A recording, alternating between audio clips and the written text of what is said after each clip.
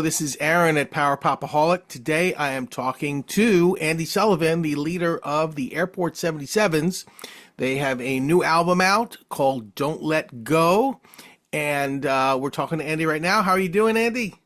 I'm great, Aaron. Thanks for having me on. Sure, thanks. So the last time I spoke to you and we reviewed the band, you had an album out called We Realize You Have a Choice in 2022. It was in my top 10 list. It's one of the best albums of the year, as far as I'm concerned. Tell me a little bit about this album, Don't Let It Go, which has a totally different feel. And tell me a little bit about how these songs came to be. Were these, written afterwards, or were they stuff that was stored away that you just brought out for this album? They're entirely written afterwards. We made that record and we're like, hey, that record was pretty good. Okay, now we have to come up with a bunch of new songs for the next record. And so that was a process of, chasing down a few ideas. Some of them came pretty early. The second song on the record in particular, Like Falling in Love, is one that I came up with pretty early. And like, it was this feeling of impatience, like, hey man, I got this song. I think it's really good. I would really like to flesh it out and record it and play it live. And it took a while for that to happen. And the other ones sort of came along as we sort of were working on the record. All right, great. So, I mean, I noticed a little bit of a style change, a little bit with songs like Falling in Love, and also the title track, Don't Let Go. It's got a little bit more of a new wave angle to it as opposed to the previous album. A little bit, I want to say influenced by, maybe Echo and the Bunnymen and the bongos, maybe a Sure, little yeah. bit. Yeah, yeah. It's got, and it's more, some of it's more sparsely, Yeah. put together. So it's more concentrated on your vocal lead, so to speak. Tell me a little bit about that first song, Like Falling in Love. Where did that come from initially? The way I think about songwriting is it's like archaeology. It's like you see, a little piece of stone sticking out from the jungle floor and you go investigate and you're like, that's intriguing. Let's start digging, it's the same thing with like a musical idea. You'll have like a phrase or, a melodic line or a guitar riff, and you just start working on it. And sometimes it'll lead to nothing. Sometimes you start digging and it's just a rock in the jungle. And sometimes you start digging and it's like a whole lost city that you're uncovering. Nice. And so it's not like it's like the song is there and you just got to find it. And sometimes you don't find it and sometimes you do. So it's almost like you're being guided to find something that already existed. Um, so that's it's a fun process. You never know where you're going to end up. Sometimes it's a dead end and sometimes it's a wonderful thing.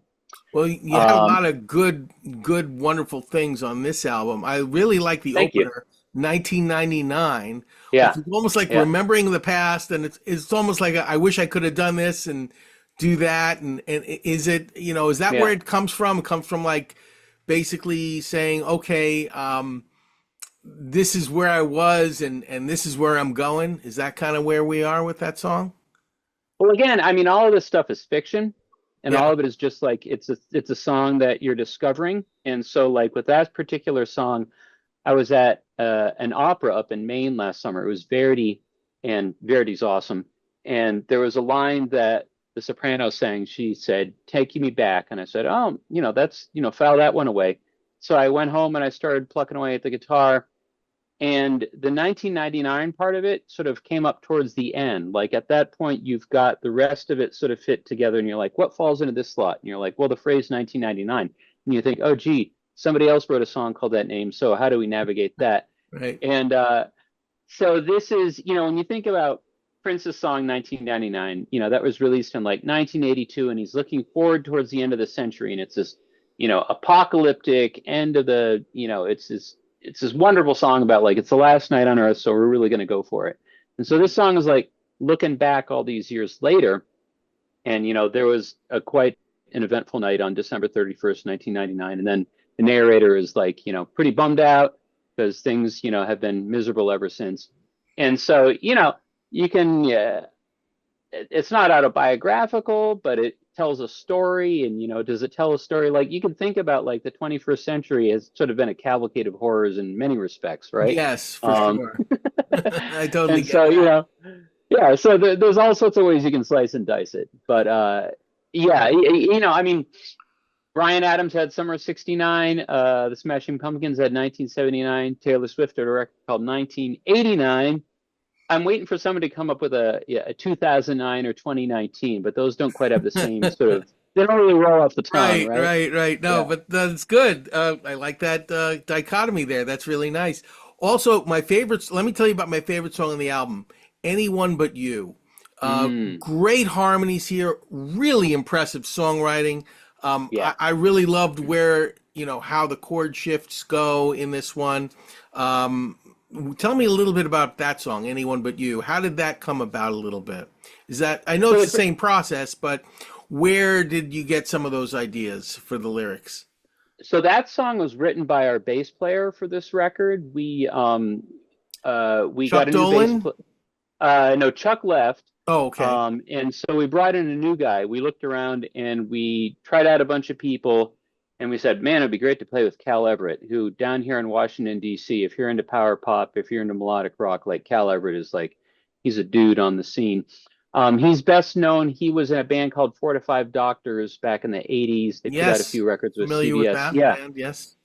So we got him to join us for this record, which was a treat Excellent. because he's just a monster musician. And so he contributed two songs to the record, and this is one of them. And it was this beautiful ballad that he brought in.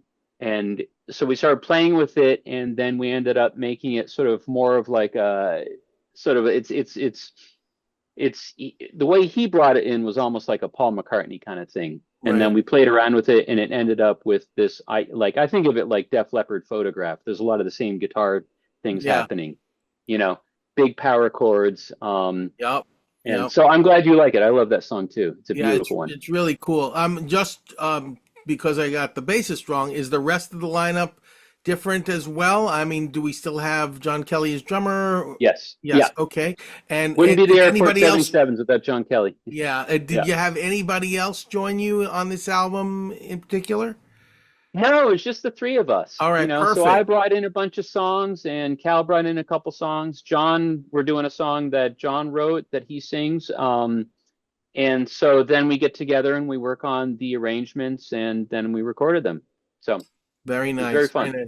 Another change in pace, so to speak, on this album is Make 'Em Pay, Don't Make It Hmm. Easy, which is cool because it's like a country rock song. It's like a honky tonk Hmm. kind of song. Almost like, Bonnie and Clyde, Take the Money and Run, Nice. country Yeah, yeah. girl with a 98 Ford Focus, running Right, right. around and, I'm in jail and she's in jail and all that stuff. It's a great little story. I can imagine you playing in any bar in Texas and people would love that song. Was that sort of, but then again, it's not like totally country. It's still got a lot of power pop in there. Is there like an idea of you to like put in more of those kind of country songs on that and future albums? I don't think it's conscious. I think it's like you go through your life and you listen to a bunch of music and you write songs and again you come up with an idea and see where it leads you. And this one led into that sort of direction. And I had a lot of those ideas that you just mentioned. Bonnie and Clyde, and there's a lot of Texas songwriters. Towns Van Sant, um, Robert Earl Keen. He has this amazing song called "The Road Goes On Forever and the Party Never Ends." And Bruce Springsteen's Nebraska, certain Yep. Cormac McCarthy novels. There's a fair amount of Clash in that song. There's Jimmy Cliff's The Harder They Come. Just this notion of like sort of glorifying the outlaw and sort of there's this, as you'll notice in the end of the song, there's this sort of weird political overtone. Like the guy has this manifesto that he's Right. proclaiming from behind bars, and you're like, what the hell are you talking about? You're just like driving around Western Maryland, killing security guards. Yeah, talking Um, about the girl, hanging out with that girl and being wild with her, and then you go to something else. Yeah. Yeah, yeah. So it was sort of tapping into that whole, tradition of that sort of thing. So I'm glad you picked up on that. Yeah, the other songs that I think are more traditionally in the Airport 77 sound, are Hmm. towards the back end of the album. If it's on, I'm in, and Girl on Hmm. Fire, and She's Hmm. Everything, which kind of all three of those songs kind of remind me a little bit of Paul Collins and the beat Hmm. and Oh, that sure. kind of style of power pop, skinny tie Yeah, power pop that you yeah, guys started out with, and I think yeah. these songs are also really good. And I love the fact that after these three really fast paced songs, you dial it down and put some ballads at the end of the album, which is really nice. I liked, a lot of them.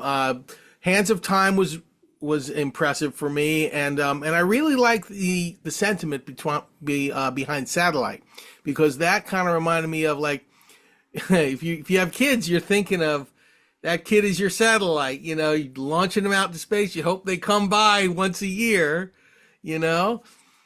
So I really like the sentiment in that one as well, and the fact that it came after those three fast paced high tempo songs was is a great balance to the album, and I love the way it closes out there like that. But tell me a little bit about Hands of Time and where that came from. So that's the song that John Kelly wrote and sang lead on, which is a first for him. And he'd been working on that for a few years, and we kicked it around, and then we just said, okay, let's really flesh this out and bring it to life.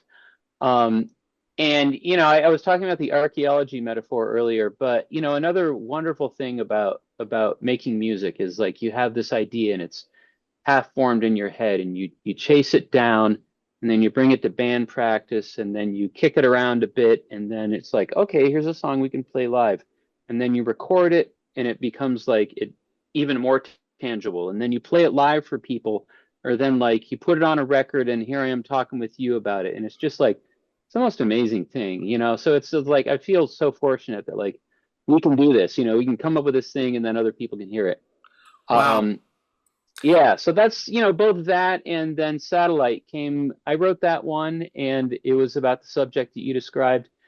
And it came out of a discussion I had with John, where he said the exact same thing you did. It's like you launch them off into the world, and hopefully you can see them. And, that's often, it can be a real painful process. Um, and so, I said earlier that all this stuff is fiction, but, there a little personal experience does sort of leak into things. Yes, it has to if you're writing songwriting from the heart for sure. Yeah. Well, I definitely give this album highly recommendations for everyone to get. I think it's got some wonderful music in it, and it's a nice change of pace compared to your previous album. I think it's almost like an evolution in your band's sound as opposed to playing the same thing over and over again, which is nice. I love that. And tell me a little bit about how you guys are going to be promoting the album. Is there a live date planned for the release? Yeah, we did a record release show. I don't know when this will air, but we did a record release show at the end of May here in Maryland at Hank Deedle's. It was wonderful, packed the room. We got a bunch of dates around DC, and we're sort of filling our calendar for the fall at this point. I'm sort of at the point in my life where it's hard to travel. I'd love Mm, to like go on the road or whatever, but I've got a pretty, demanding day job and family stuff. And so sure. we'll probably just be playing around the DC area. Maybe we'll get up to New York or, you know, but Cool. we'll see. Yeah, Yeah. if you get to New York, just Yeah. let me know. Just tell Marty, and I'll be there. All right.